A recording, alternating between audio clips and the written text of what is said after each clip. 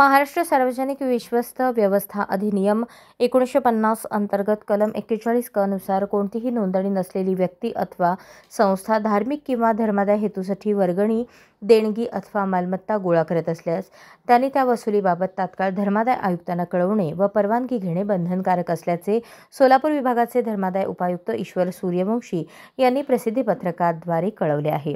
गणेश मंडळांनी धर्मादाय आयुक्त कार्यालयाच्या परवानगीशिवाय वर्गणी गोळा केल्यास मंडळातील सदस्य कायदेशीर कार्यवाहीस पात्र असून सदर कायदा नियमांचे उल्लंघन करणाऱ्यास द्रव्यदंड व तुरुंगवासाची शिक्षा तरतूद आहे।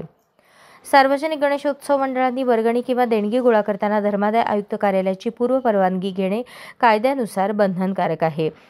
त्याकरता त्यांनी धर्मादाय विभागाच्या अधिकृत संकेतस्थळावरून जाऊन ऑनलाईन अर्ज सादर करून परवानगी घ्यावी। अर्ज करण्याची प्रक्रिया सुलभ असून दिलेल्या संकेतस्थळावर त्याची सविस्तर माहिती देण्यात आली आहे।